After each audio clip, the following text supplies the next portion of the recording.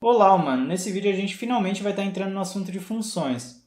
Funções são extremamente relevantes por várias razões. Nesse vídeo a gente vai estar vendo algumas delas e também como fazer funções básicas usando Python.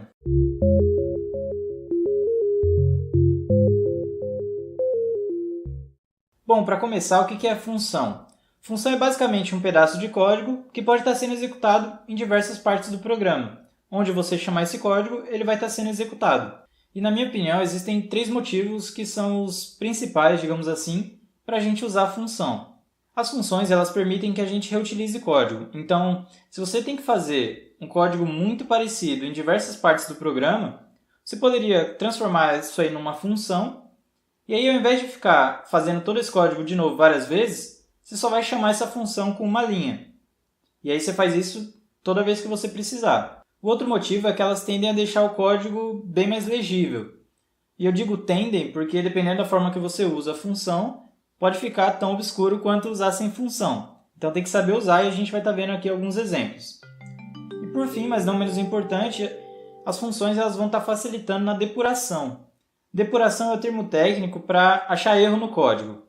Então, quando você tiver que encontrar alguma coisa que está dando uma saída inesperada ou está fazendo o seu programa executar de uma forma que você não queria, então você vai estar tendo que olhar para esse código e achar aonde que está o erro, o que está diferente do que você esperava. E como a função vai estar fazendo o código ficar separado em vários pedacinhos, você pode estar testando cada uma dessas funções individualmente, e aí você vê, você testa a função A e viu que ela está certa, já era, não precisa mais testar a função A, você deixa ela lá, o erro não está lá, então você olha para a próxima função e assim você vai meio que deixando o seu código mais confiável, você vai sabendo o que você já testou, o que você não testou, e assim facilita para você achar o erro, ou os erros, né? Claro que isso não é tão preto no branco, existem funções que dependem de outras funções, que dependem de outras funções, mas mesmo assim fica muito mais fácil você depurar, ou tende a ficar muito mais fácil você depurar, se o seu código está dividido sistematicamente, com funções. Em Python, as funções têm esse jeitão aqui. Você coloca o def, esse def é de define, está definindo uma função, o nome da tua função, e entre parênteses você vai colocar os parâmetros, separados por vírgulas. Parâmetro é a entrada da sua função, então você vai escrever um código e para cada entrada vai acontecer alguma coisa com base nessa entrada de preferência, senão o parâmetro seria inútil. E aqui dentro você vai estar colocando o código. A gente não vai ficar muito teorizando em cima disso, é mais fácil ver exemplo, mas é bom ter em mente que tem funções que precisam de parâmetros e tem funções que não. A gente vai começar vendo funções sem parâmetros, só para pegar a ideia da coisa, e depois a gente vai para funções com parâmetros, que aí a coisa pode ficar um pouquinho mais complicada, mas não é muito mais complicada não. Quando a função não tiver parâmetro, aí você só vai deixar os parênteses vazios. Então vamos criar uma função aqui que fica mais fácil. A gente vai colocar aqui def, para definir uma função. Qual é o nome da nossa função? Mensagem. Essa função ela não vai ter parâmetro, então aqui os parênteses vazios. Depois vem os dois pontos, né? E aí dentro dessa função, o código que ela vai estar executando é simplesmente um print, olá humano. É só isso. Então vamos executar aqui para ver o que acontece. Não aconteceu nada. Por quê? Porque aqui a gente só está definindo a função, a gente ainda não chamou ela. A função só é executada quando você chama ela. E para chamar a função, a gente vai colocar aqui o nome da função e parênteses para indicar que é uma função. Se tivesse parâmetros, você ia colocar os parâmetros aqui dentro. Você ia colocar parâmetro 1, etc., parâmetro 2, e assim por diante. Então vamos executar aqui para ver o que acontece. Olá humano. Por quê? Porque quando você colocou mensagem, abre e fecha parênteses, ele foi lá nesse pedaço de código aqui em cima, que já estava definido, e executou. É isso que é uma função. E é assim que a gente chama elas. Agora vamos começar vendo as funções com parâmetros.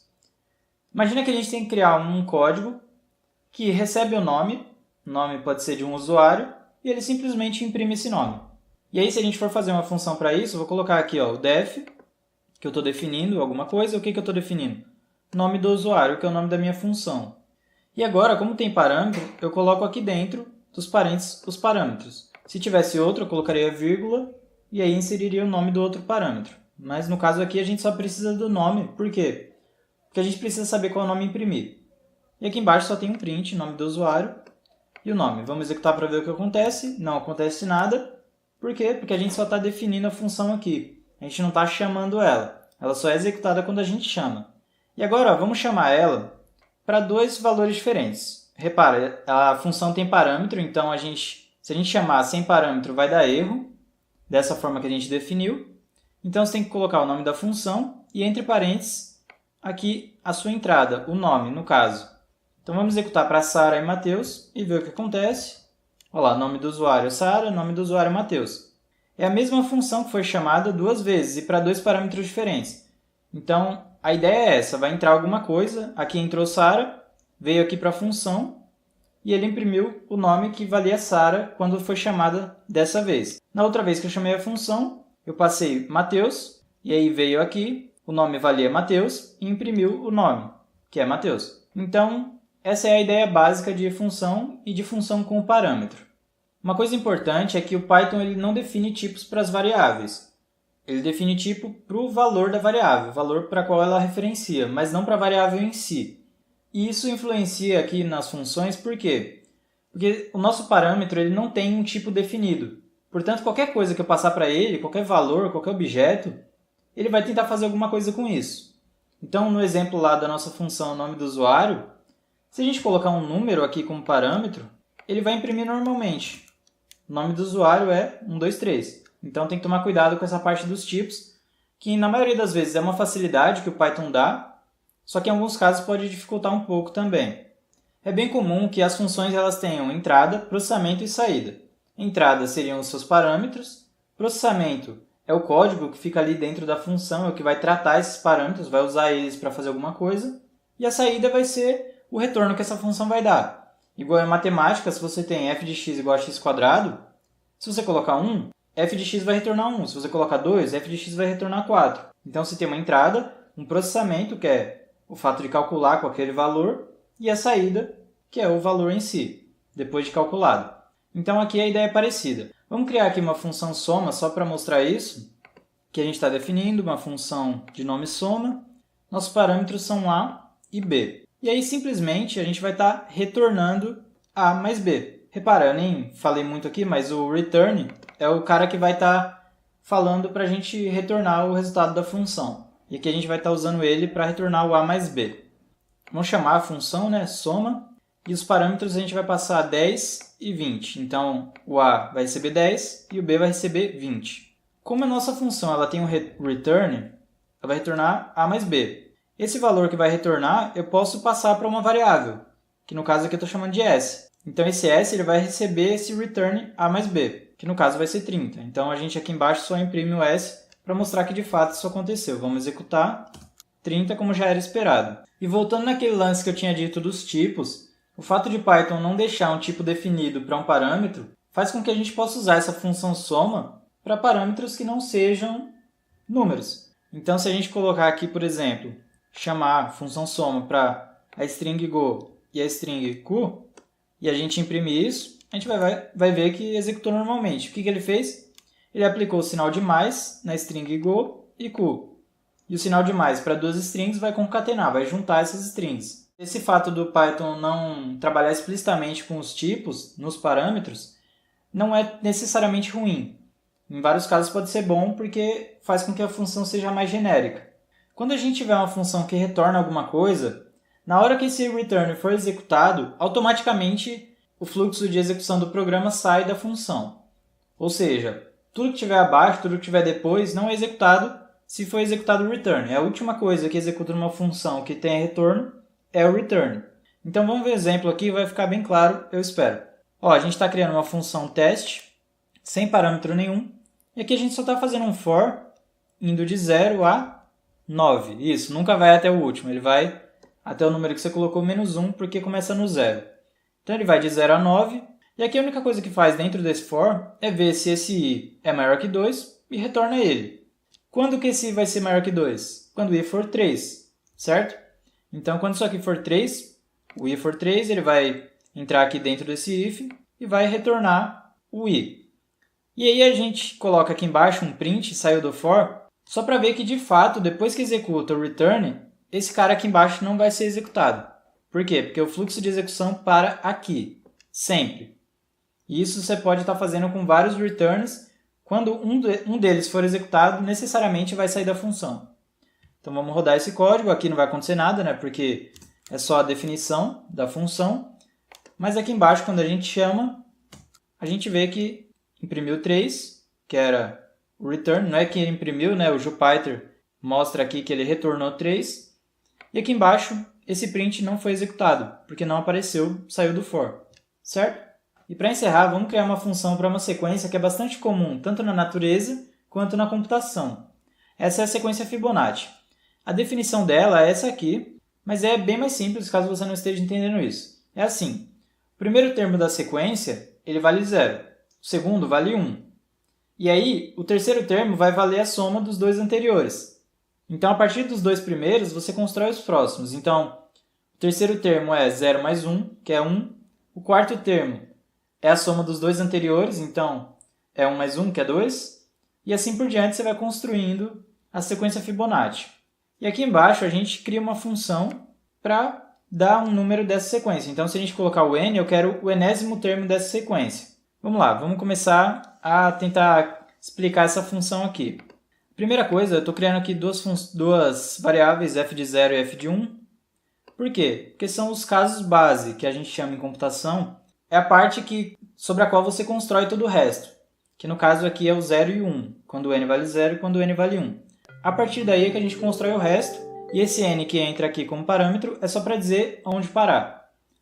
Se esse n for menor que 2, a gente vai retornar o n. Por quê? Se o n for 1, significa que é o f de 1, certo? Que é esse aqui. Então, retorna o n que vale 1. Se o n for 0, retorna o 0, que é o f de 0, certo? Beleza, então se entrar nesse if, ele já para aqui no return.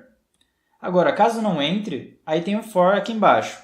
Esse for, o que ele vai fazer? Ele vai começar com o i igual a 2. Por que 2? Porque 0 e 1 já estão aqui, eu já tenho. Eu não preciso calcular eles, nem teria como, na verdade.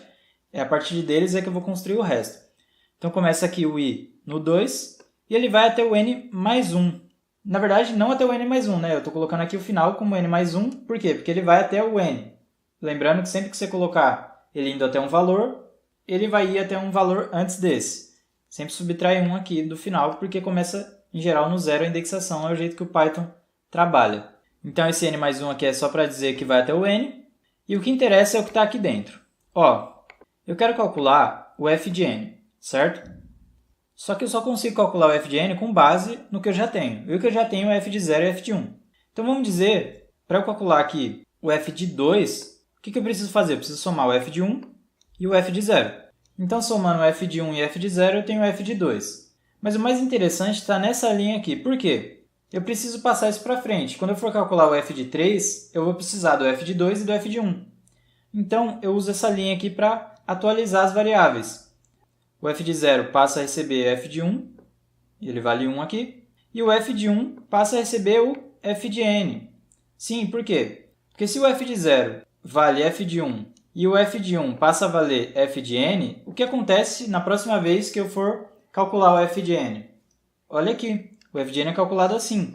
Então, isso aqui basicamente vai ser o f de 0, que na verdade vale o f de 1 antigo, e o f de 1, que na verdade vale o f de n antigo.